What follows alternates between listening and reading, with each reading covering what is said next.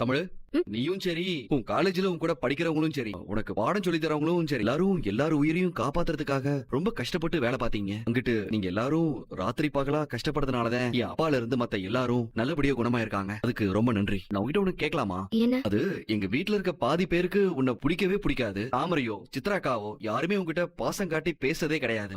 நீ நல்லா இருக்கியா என்ன ஏதுன்னு கூட அவங்க உன்னை விசாரிச்சதே இல்ல. அப்படி இருக்கும்போது அவங்க உசுருக்கு போராடிட்டு இருந்த நேரத்துல கொஞ்சம் கூட அவங்க மேல வெறுப்ப காட்டாம அவங்களை காப்பாத்தணுங்கிற எண்ணம் உனக்கு எப்படி வந்துச்சு? உன் இடத்துல வேற யாராவது இருந்திருந்தா என்ன எம்பிட்டு கஷ்டப்படுத்திருக்கிய, எப்படி எல்லாம் என்ன அவமானப்படுத்திருக்கீங்கன்னு சொல்லி காட்டி பழிவாங்க தானே நினைச்சிருப்பாங்க. ஆனா நீ அவங்கள காப்பாத்தணும்னு சொல்லி அந்த மருந்தை கொண்டு வரணும்னு நினைச்சு அந்த காட்டுக்குள்ள போற அளவுக்கு ரிஸ்க் எடுத்திருக்க. இதெல்லாம் எதனால? உன்னால எப்படி அவங்கள சாதாரணமா பார்த்து அவங்களுக்காக நீ இம்பிட்டு செய்யற? நான் பதிலுக்கு உங்ககிட்ட ஒரு கேள்வி கேட்கலாம். என்ன? உங்களுக்கும் தான் என்னைய பிடிக்காது. எப்பவுமே என்கிட்ட கோவப்படுவீங்க, என் மேல எரிஞ்செரிஞ்சு விழுவீங்க. ஆனா நான் புதக்குழியில விழுந்தப்போ நீங்க தானே என்ன காப்பாத்தினீங்க. நீங்க நினைச்சிருந்தா நம்ம உசுர வாங்குறவ செத்தா சாகட்டும்னு சொல்லி அந்த புதக்குழியிலே என்ன விட்டுட்டு வந்திருக்கலாம்ல. அப்படி விட்டுருந்தீங்கன்னா இந்நேரம் நான் மண்ணோட மண்ணா மக்கி போயிருப்பேன். ஏன் நீ காப்பாத்தினீங்க? அன்னைக்கு எங்க காட்டுக்குள்ள இருந்து வரும்போது நான் வழியில மயங்கி கிடந்ததா சொன்னீங்களே, நம்ம பேச்சு கேட்காம இவ காட்டுக்குள்ள வரதா சொல்லி வந்தா. இப்ப இங்க மயங்கி கிடக்குறா. கிடந்தா கிடக்கட்டும்னு விடாம எதுக்காக என்ன தூக்கிட்டு வந்து வைத்தியம் பார்க்க? இப்போ என்ன நடந்தாலும் நம்ம வச்சிருந்த பழைய பாசம் பொய்யாயிடாதுல. என் மேல உள்ள பாசத்துல என் குடும்பத்தை உங்க குடும்பமா பாத்தீங்க, அதே மாதிரிதான் நானும் உங்க குடும்பத்தை என் குடும்பமா பார்த்தேன். இங்க இருக்கிறவங்க என் மேல வெறுப்ப காட்டுறாங்களா இல்ல பாசத்தை காட்டுறாங்களான்லாம் நான் என்னைக்கும் யோசிச்சது கிடையாது. அதே நேரத்துல டாக்டருக்கு படிக்கிறவங்க எந்த சூழ்நிலையிலயும் அவங்களோட